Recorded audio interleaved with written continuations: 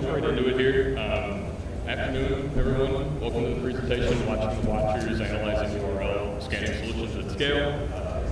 All of the images throughout the presentation, for the most part, our marketing guy helped us some fun ones. You guys will laugh at those, but most of them are generated by DALL-E. The prompt for this one and most of the other ones you'll see was, let's see, make me a red honey pot with a cybersecurity theme and have honey leaking out of the side.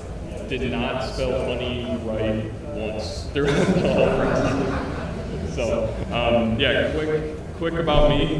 Nicholas Anastasi, Director of Technical Operations at Sprocket Security, and more so a hacker at heart, right?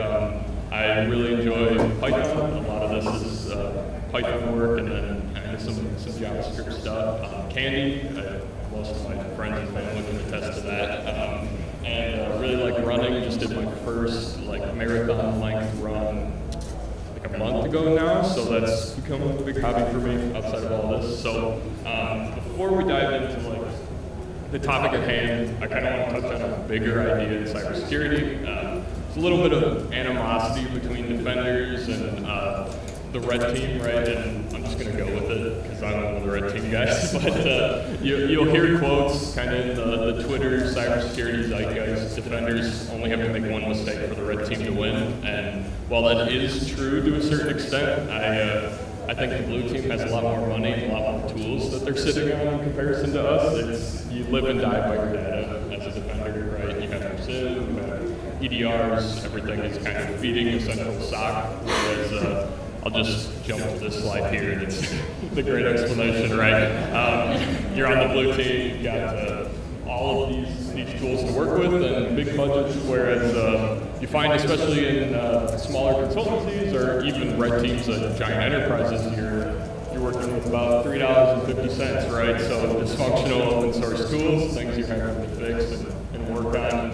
C2 solutions we put crazies in here. If anybody follows Twitter, I think we all know who we're talking about. Blog articles, Twitter feeds, which can't knock them. They kind of make up our job. They're super helpful. And maybe in-house software solutions, if you have the time and resources. One of the cool things about Sprocket is this is not a plug. It's just more like something I really enjoy about the organization, right, or where we're at the company.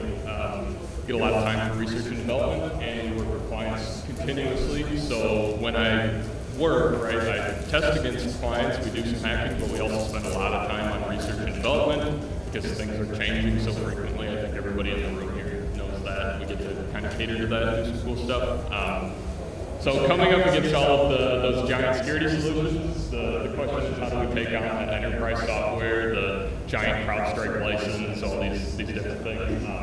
Build in-house software solutions, right? And they're still just about as hacky and dysfunctional as I'm showing here, but they work for us, right? So on the slide there's my Slack picture. In the driver's seat, Casey, our wonderful CEO, is side of the car there, and this is a big thanks to Owen, our marketing guy. I said, put Casey and me in a truck, and this is what he did. So.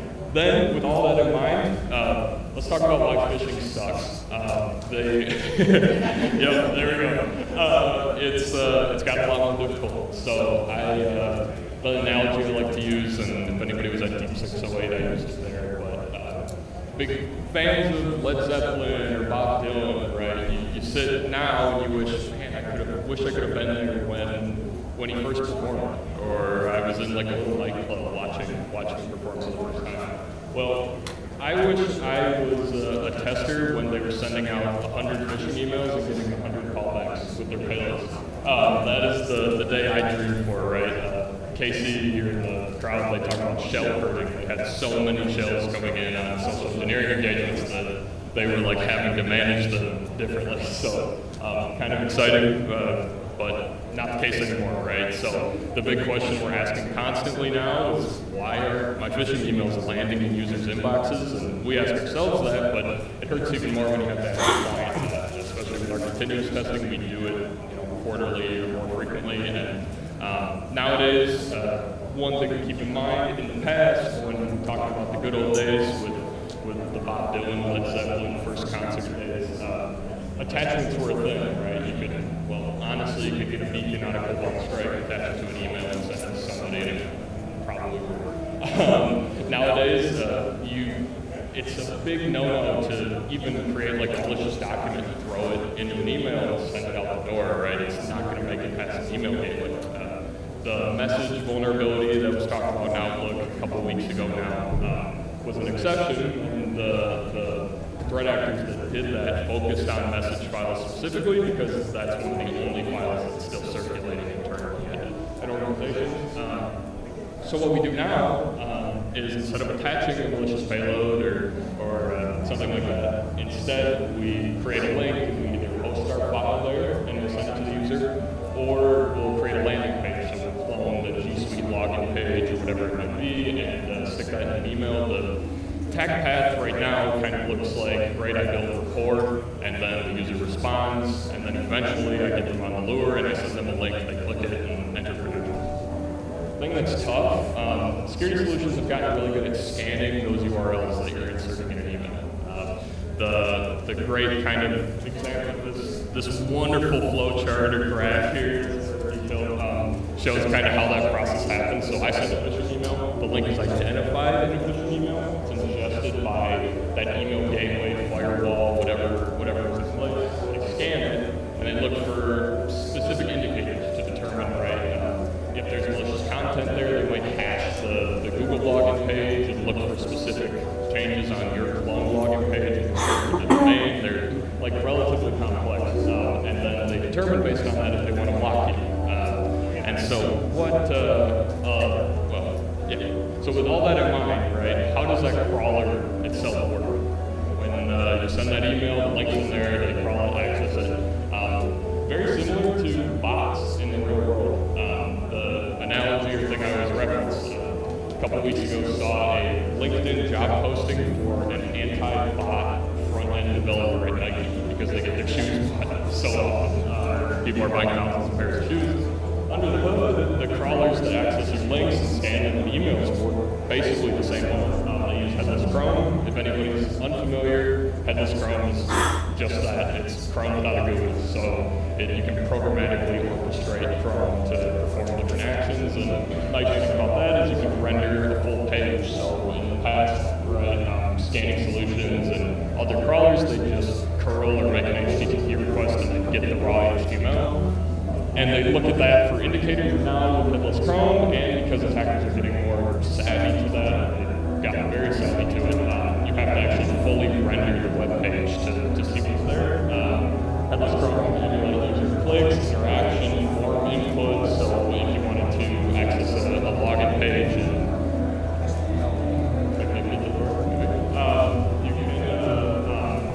they can simulate like user scale across millions of URLs, which is what Point and other scanners right? So, how do crawlers get detected? This is kind of, you start to think about like, all right, this is how the security solutions are scanning my links. How are defenders in the real world detecting that bot, right? Almost exactly the same kind of process of collecting information from a website. Well, you've got crawler detection frameworks. Everybody here is probably familiar with web application firewalls that are a checkbox on PCI, DSS stuff. So Cloudflare, CloudFront, Bot-D. And the way they do this fingerprinting to determine if, right, Headless Chrome is accessing their website or a website versus a real user is they've built all of these detection methods. If you go to the Chromium or like Playwright or Selenium, you go to their GitHub page and look at the issues, there are thousands of them. So like, I can't bypass Cloudflare with this, right? And I feel so bad for those developers. But this one here, by the way, the image I told Dolly, I said, show me a visual representation of a web application firewall and put like honey leaking out the side of it. So that's what it came back to me. But regardless, so we looked for a big picture of how those bots are detected.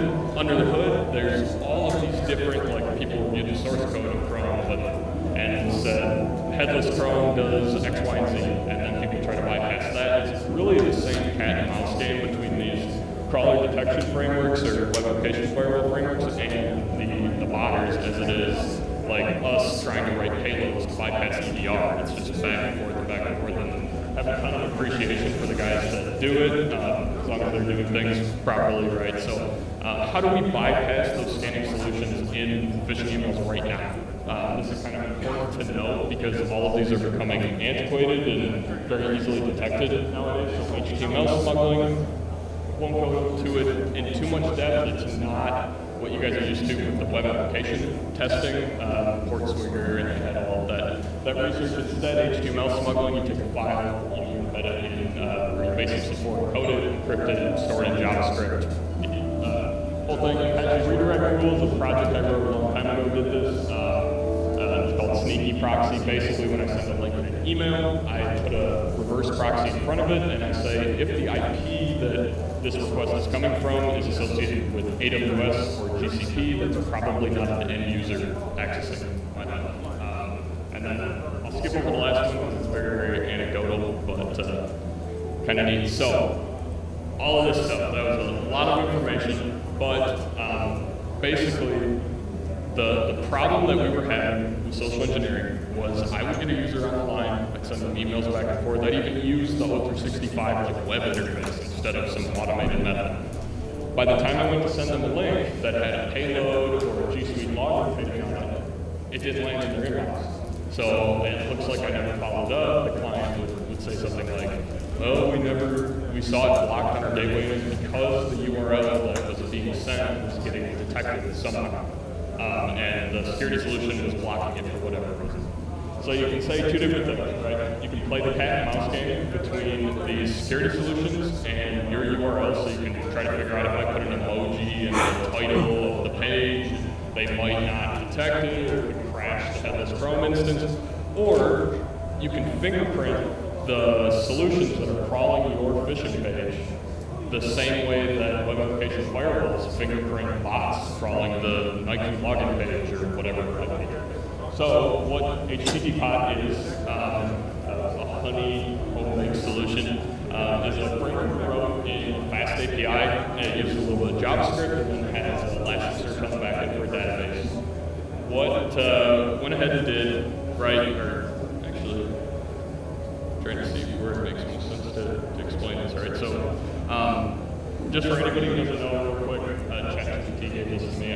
I feel like every presentation here this whole past couple days, people have been like, ChatGPT, talking about it. I'm sorry if it's a cliche at this point, but just an explanation of what honeypot is, and that's where the HTTP came from as an idea. So honeypot over the internet, right? Decoy system or network set up to simulate a vulnerable target that tracks cyber attackers, and then the defender, right? They look at the logs from that honeypot and say, so-and-so is trying to brute force the SSH service on our honeypot. HTTP is what I don't think anybody's ever kind of coined this before, but a reverse honeypot. So basically, instead of tricking, or instead of trying to catch an attacker, I'm trying to like catch the defenders out, where I send a link in an email, right? The email is scanned by the security solution, and I fingerprint them in the same way that a web application firewall would fingerprint a bot scanning the website. It simulates anti-bot solutions in a very hacky way. You saw the truck with KC9 in it, right? It's not quite there, but it does some really, really cool stuff. And I'll kind of jump into each individual aspect, but Fast API application, the security solution crawls that link, and when they crawl that link, a bunch of JavaScript executes, and the information that the JavaScript collects gets posted off to an Elasticsearch database for review and analysis, with the ultimate goal of building key indicators to determine if a security solution is actually accessing your phishing URL, and then block them or redirect them to another location. So to them, the URL in your email looks benign, right? So it's going to hurt when we get to the end of the findings too, even worse. What I did is built this application, hosted a web page including 50+ different checks to collect information about the actual headless Chrome instance from these scanning solutions accessing my URL. When that information is collected, it's stored in Elasticsearch, so I get the pretty graphs in Ubuntu. And then The individual routes do some fun stuff, but I want to make sure we get to the findings, so I'm just going to break down the meat and potatoes of the whole project here. I will note, one, apologies if the red is a little bit difficult to see there, but there is a Easter egg throughout the back half of this presentation here, so if anybody wants to have fun looking for it, the fact that I'm mentioning it on this slide probably doesn't help my interpretation much. But so what happens, right? With HTTP pod, there is an endpoint or web endpoint called generate, right? When you hit the generate endpoint, /all, I went ahead and I said, what security solutions, and specifically email gateway security solutions, are out there that people are using in mass everywhere. So that list there, we've got Point, McAfee, a lot of the companies I didn't even know offered a solution are on there.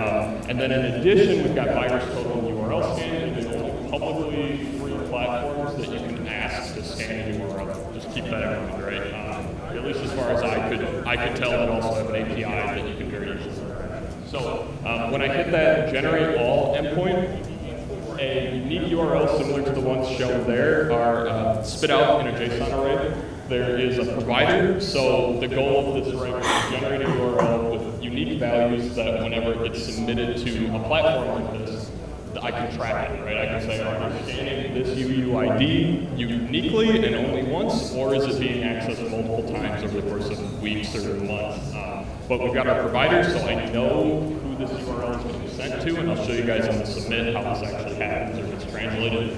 And then we've got a unique ID that is correlated with this generation event that's occurring when I generate these URLs, and then a timestamp, so I can link from generation point to actual ingestion by a security solution, and then subsequently like the crawling action back to the generate event. So you can do some time-based analysis on how quickly they can kind of analyze your link, right? So then we've got a submit endpoint, so all of the URLs that are generated using that generation endpoint. Now that I'm doing this, I'm thinking a video of this might be a little work a little bit better here, but the Fast API application, when you hit the /submit endpoint, there's several functions that do the actual submissions to these different services. So those unique URLs are taken. One is submitted to VirusTotal and use their API. So really kind of simple Python here. We just went to the VirusTotal documentation, found their API endpoint, and with that generated URL, submitted it off to them so they would go and scan it. Forced them to scan it, which subsequently resulted in me getting the data from them. Then we've also got, so this is the fun part, but you get into a little bit of a gray area. So there's two portions, like I said. There's the API endpoints, VirusTotal URL scan. But I also needed to force mail gateway solutions without a public URL scanner to actually access these unique URLs. So that config file there is actually domains out on the internet, companies that run these different mail gateways. And what I said was, what if I just send an email to them with this unique URL in it, even to a junk email address? And as soon as it lands in the inbox, it hits the gateway, it's going to get crawled. It doesn't matter if I put the ITAR string in there or whatever it is, they're still going to check my URL. So that config file there on the side, so for example, Match.com is using G Suite for their mail gateway and firewall. On the side, we've got just interaction with the Mailgun API to send emails off with those unique URLs. This is what the page looks like, a very complicated phishing email that gets sent over. If you look up literally stock marketing email on GitHub, I think this is the one you find. Every time an email is sent to these providers, that URL variable is using GD2 syntax with the Fast API to actually like dynamically render the URL in. There's a URL inserted, or this unique URL for that specific provider is inserted into the unsubscribe here in the URL path right there. So not all of them are clickable. And the hope is, right, when I send an email to Match.com with a link that is specific to G Suite, right, it lands in the inbox or hits the gateway, they crawl it, and I collect my information. It's going to make more sense right here. Hi, Mom, by the way.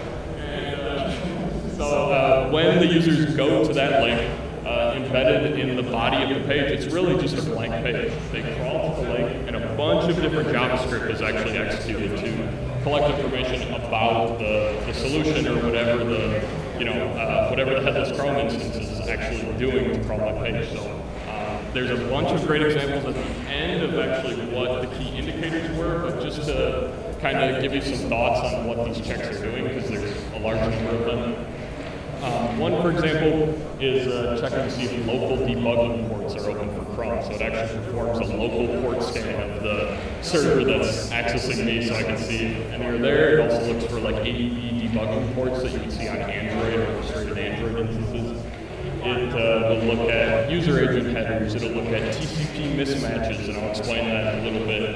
Try to launch web workers, do all this really, really kind of neat stuff that I stole from somebody, from somebody that I'll show a little later on. It's also leveraging fingerprint.js, which is a service for detecting bots, but I use them to fingerprint all of these security solutions just for fun, see if I can do it.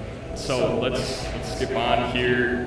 There's a couple boring endpoints, so once those URLs are crawled by the scanning solutions, it goes to a load and collect endpoint. Basically, it structures the data that we're generating, or those headless Chrome instances security solutions are generating for me, packages it up nicely in JSON and ships it off to Elasticsearch. Now, really for the fun stuff. And the really interesting parts, and probably where I'll spend most of my time, this might be one of my favorite DALL-E images that got generated, by the way. But so, like I said earlier on, we leveraged Elasticsearch very heavily to collect and store all of this information. The tool was actually ran twice daily over the course of 3 to 4 months, and it's still running to this day. So every day, a couple times a day, emails get sent out to every domain in that list of domains with unique URLs. And then in addition, the URLs get submitted to VirusTotal and URL Scan. They scan it, and it's thrown in here. So we're getting quite a bit of data. I think it's about, it's like 1,200 hits at this point, so different data points to learn about these different crawlers. One big thing before I even get into the findings, you know that big VirusTotal page where they show you, here's all the companies? 4 or 5 of them actually scan the URLs you put in there. I'm pretty sure most of them just look at the domain and the domain's reputation. You can see, right, as these requests start to come in and crawling my link, right, the amount of requests. What VirusTotal will do, interestingly enough, is it'll issue like 20 head requests to the link to make sure it's up and valid, and then from there they'll dispatch it to different crawlers. Really, what we found is there's actually a very small subset of services out there that crawl these links. So one of them, yeah. But I'll jump over to kind of, we'll get into the findings here, right? So one of the big indicators that we were collecting when a crawler would access any URL that we had in an email was the source IP. So in the past, or at least if you read around on the internet, the easiest, quickest way to determine if a bot is accessing the URL is to look at where the traffic is originating from. So you and me, right, we don't come from a data center, a known data center IP range. We're not, our traffic is not originating from an AWS IP or Azure. Right? I understand that it can in certain instances, especially if you're like hosting workspaces there, but generally, right, OVH hosting should not be accessing your link.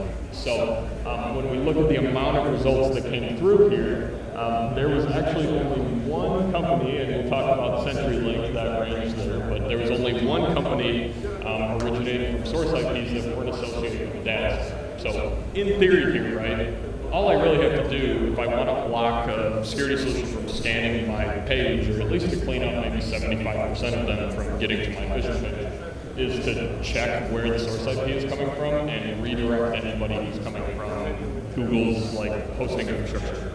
It feels like cheating. It's really easy. That is what that's what sneaky proxies that I mentioned earlier on, or those reverse proxies we're trying to do.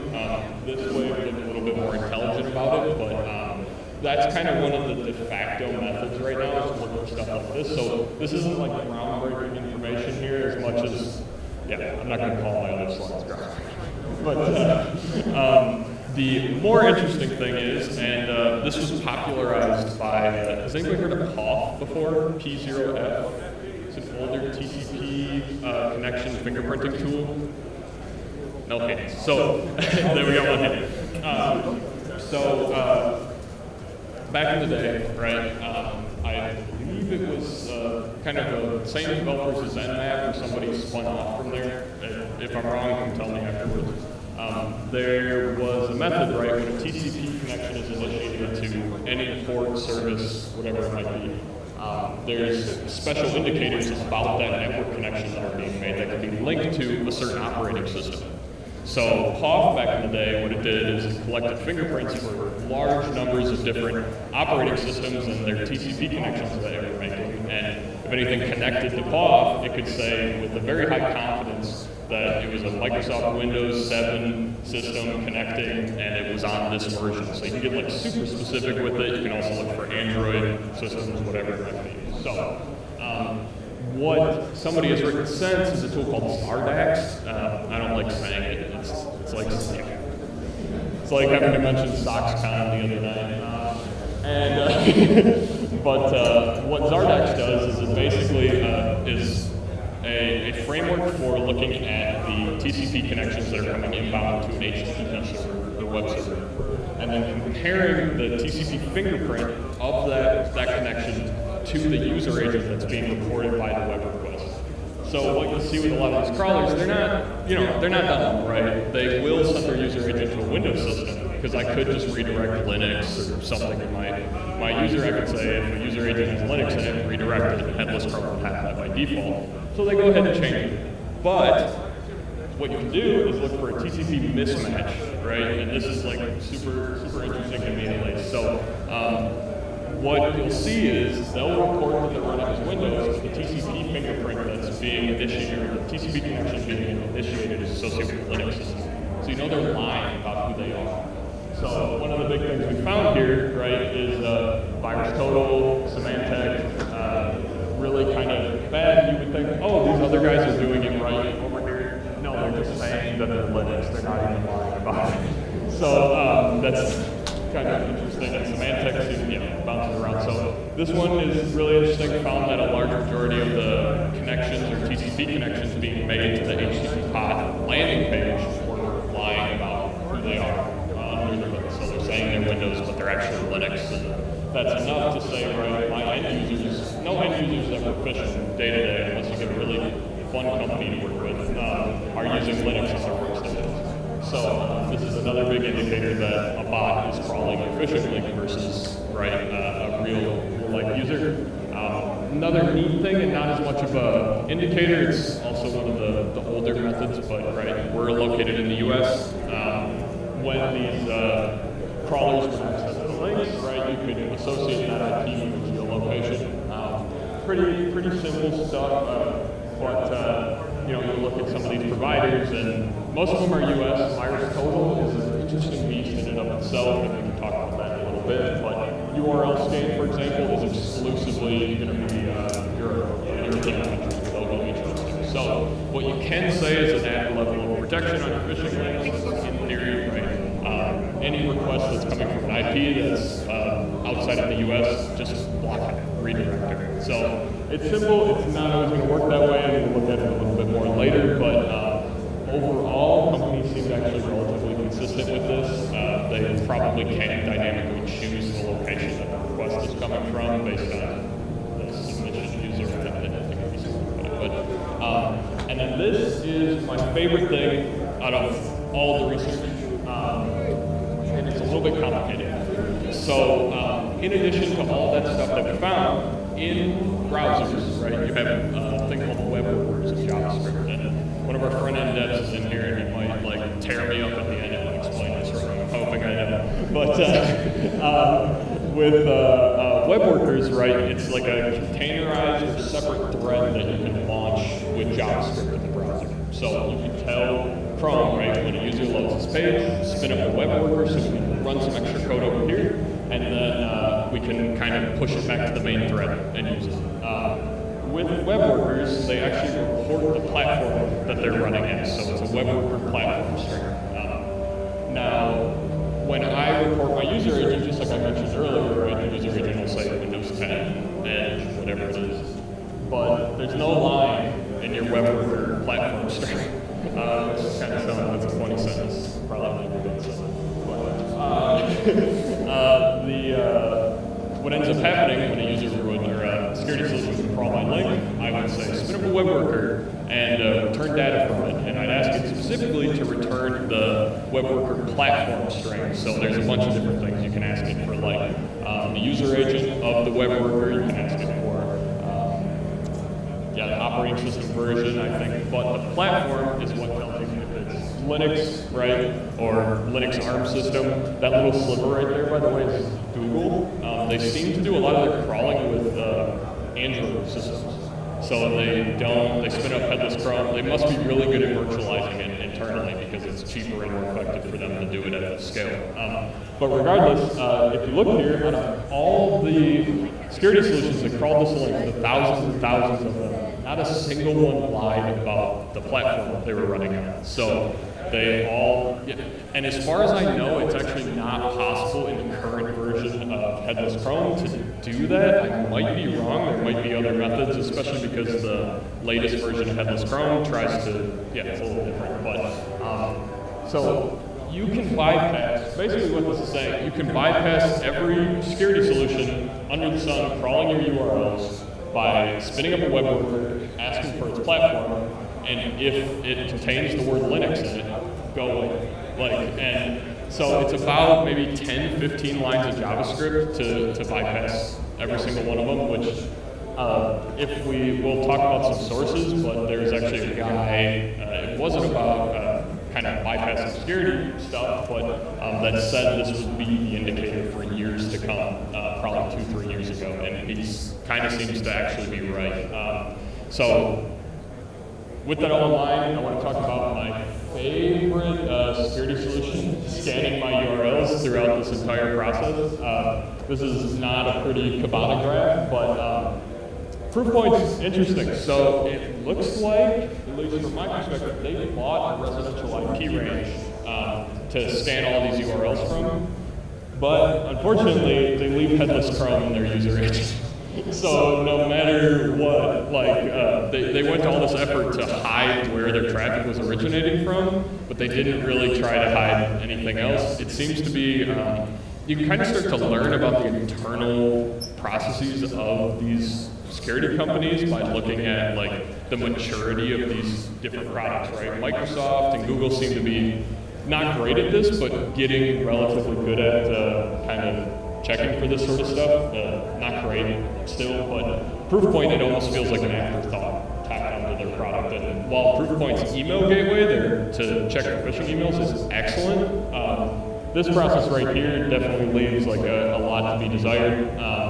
And so just kind of thought that was interesting, wanted to call it out. If you're going to write a URL scanner out there, or you're just going to bot a website and buy thousands of pairs of Nike shoes, change your user agent at least, right, from Headless Chrome, which is by default. So with all this, right, what do we do with it? Well, what I want to do or accomplish as an attacker is I want to send phishing emails with URLs that don't get scanned by security solutions. The user clicks them, I get their username and password, and I can go do the fun stuff, right? So what we need to do, we need to take all the findings here, the last kind of 3-4 slides, and there's actually a bunch of other stuff, fun stuff you can do here, and write some JavaScript to embed in my phishing page. So the goal would be, right, or this is kind of a snippet of that JavaScript, but the goal is, right, to check for, this code will check for if the IP that the connection is originating from the phishing URL is a data center associated with Tor, a known proxy, VPN. I don't know where the provider of this API is getting that into the user field, but it's worth checking for, right? And then additionally, looking at the TCP fingerprint of that connection, like I talked about, both can be credited to that URL that I can't pronounce, and I've never heard anybody pronounce it in real life, so if anybody knows what it is, but to check, it says OS mismatch, but that's basically looking at the TCP fingerprint that's happening and comparing it to the user agent to determine if they're lying about who they are. And then finally, is Linux or not web workers up there? It spins up a web worker like we talked about, and checks if the platform string within that web worker is Linux or not. If any of these match on my phishing page, so I can run this JavaScript before the HTML of the page is actually rendered. If they match on any of these, send them to creepjs.api.web.app/analysis. We'll talk about that guy in a minute, but I just want to help them out right with that. The code here can be found on our website. It's going to be linked. It's not great. ChatGPT wrote it. I'm not a front-end developer, but it works.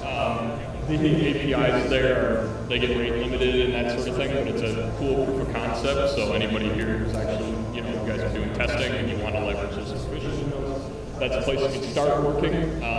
I'll talk about like the future of this right at the end of the presentation, but and I'll show you the link how to get there at the end. But I want to give like major credits to some people with all of this because I know we're coming up on time a little bit. But one of my favorite presentations of all time is called Proof Pudding, and it's a talk at DerbyCon, I think from maybe 2018, where a couple of researchers, and we just looked the other day. One of them is at NVIDIA doing ML stuff, and I forget where the other researcher is, but they basically did something very similar, but with Proofpoint's email gateway, where they sent it millions and millions of emails and looked at the headers that were being returned and determined like why that email was being deemed malicious, and they completely reversed their model for detecting malicious emails. Very, very cool talk, and it's something that has had this idea in the back of my mind for like a few years since I saw it originally. This detecting scraping services blog article, that is the same fellow, I think his name is Nikolai, kind of like my name, and that made those APIs that are right there. He is, I don't want to say bad guy, but his goal is to, scrape websites and actually at scale, like buy products and do the nefarious stuff, right? But he has this like deep interest in bypassing these different security solutions, web, firewalls. Again, just real quick for anybody typing this stuff in, the link at the end of the slides will have references for all of these too, so you can find the actual URLs for these pages. And then finally, and most importantly, I could not have done this without the amazing link scanning article and Black Hat presentation from Akamai. I think 2018 as well, circa 2018. They did a very similar thing but with Paw. And so they have a GitHub repo that they released, Paw that I talked about earlier. GitHub repo that they released, and very similar framework. If you go look at my projects folder on my laptop, you'll see that there are about 4 or 5 iterations of this project before it came to fruition. And so a lot of the original ones, or my original attempts at this, were forks of the code that they wrote. So it's like very fascinating, cool work, and I think the author that wrote it was a little bit ahead of their time. It's very, very cool. All 3 of these and then some more inspiration, right? One, I'm just the same guy who wrote the detecting scraping article. That's on the left there.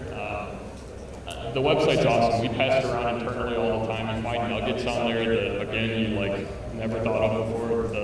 The guy has to bypass web application firewalls, has arrays of 4G LTE dongles that he uses to make the network requests and like orchestrates mobile phones. It's unreal, like how in-depth that like part of the industry is. It's like a multi-million-dollar industry. And then on the right, if you guys haven't gone to this website, definitely should.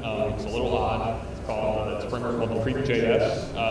It fingerprints your browser connection and creates a unique hash for that connection, and it does like. I think he has listed on there how many different fingerprint checks it is, but if you send a headless Chrome instance, I don't care how hard you try to bypass it, it's an overall score that's assigned to a web request that's made to this service, and they'll be able to give you like a rating, so you can get like an F. If you're like Proofpoint would have got an F-, right? That's a good example. And your normal browser might get a B or something like that. As you return your the page more and more, your score will upgrade because you move your mouse around on the page, all these different things. That is in the JavaScript that we have on the website, who I'm sending all of the bots to. He has an endpoint that just doesn't display in web UI, but instead just classifies the request. And the more data he has, the better the fingerprinting can get on the Creep.js page. You guys can change that, of course, send them whatever you want to, but very interesting nevertheless. So what's next? One, the fellows who did the proof pudding work, we really want to replicate it. I've been looking to do it already, so instead of just focusing on Proofpoint, however, there is a company now, and it looks like canifish.com. It's a researcher based out of Australia, and he scraped the entire internet to look at email gateways that when you send them an email to an invalid address, they bounce back the email. And when they bounce that email back, they include headers, right? Those headers, email headers are parsable. You can look at them and determine why the email gateway deemed it was malicious or not. So if you collected thousands and thousands and thousands of domains that were vulnerable to that type of attack, and you could procedurally generate phishing emails or normal conversational emails and send them to those gateways, parse the headers, throw in Elasticsearch, and use some ML, you could determine the exact, it's like people talk about, right, there's one face that can unlock every iPhone probably out there because of the, distance, right?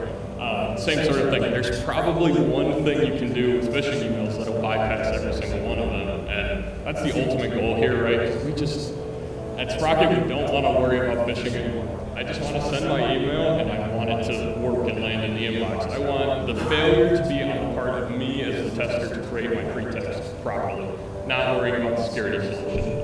And that same kind of issue reflects in like payload developers or adversary simulation guys.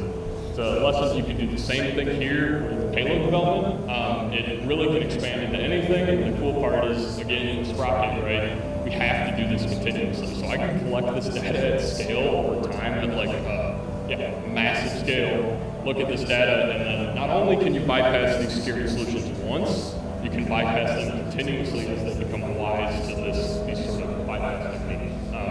And so at the end of the day, goal is we want to stop guessing. I want to stop going on Twitter and saying, if you send email, like I said, with the emoji and the subject line, then you'll bypass Proofpoint, or if you load your payload this specific way, then it'll bypass this EDR. And we're sick of playing that game, and it's not the game that the defenders are playing, right? And so I think a lot of firms are going to start wising up to this and working with it.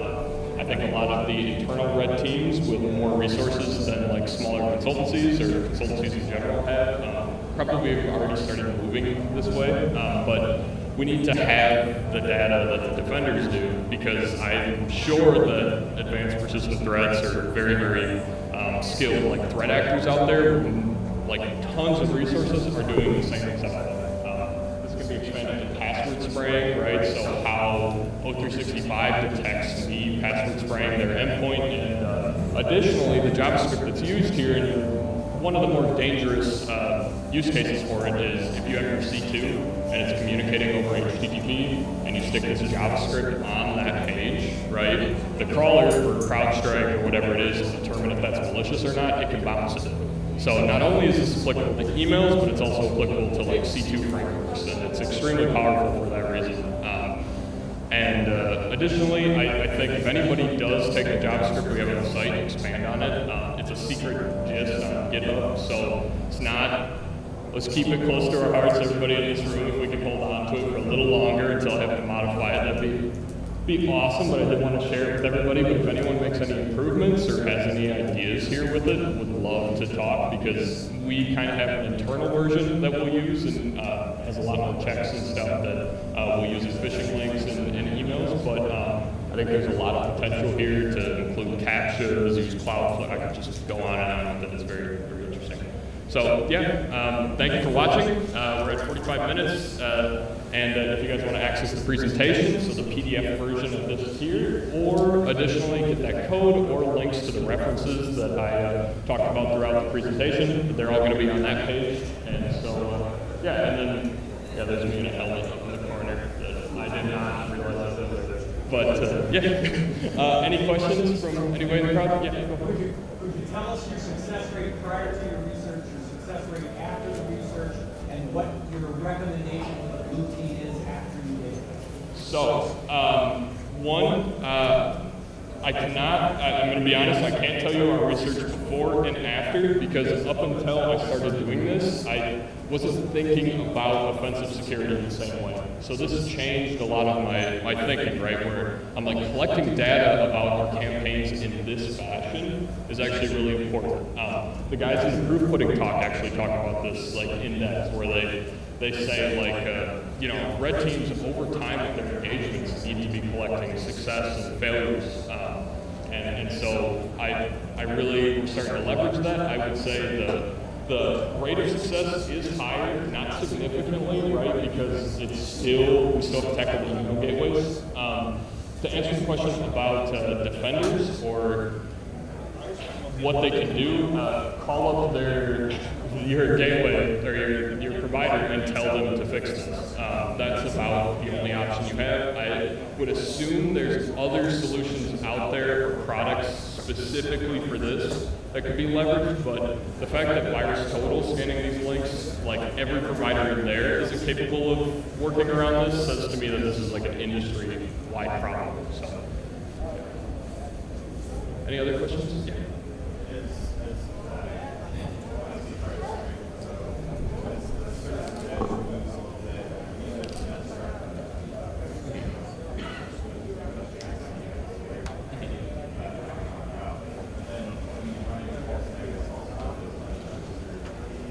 Yeah, so here's my thought to that. I haven't fully implemented it yet, but I think it would probably be the workaround. So you assign a score basically where you say, if you match on 2 of these but not the other, or, you know, instead of bouncing them off the page or sending them somewhere else, alternatively spin this up with a Cloudflare worker or a standalone worker and redirect them to a capture page. So if they approve, they successfully pass the capture, let them keep going. If they don't, then they're definitely a bot. So you assign a level of confidence to the inbound kind of web request, and then go from there to prevent, you know, false positives, false negatives here. I think that's probably the direction we'll go in with it. Alternatively, because, right, you said we have clients that are all in AWS workspaces, so this can work there.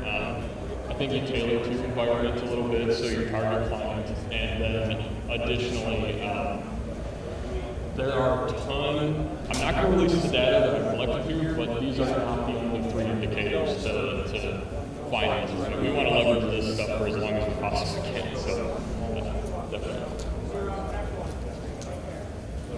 Anybody else?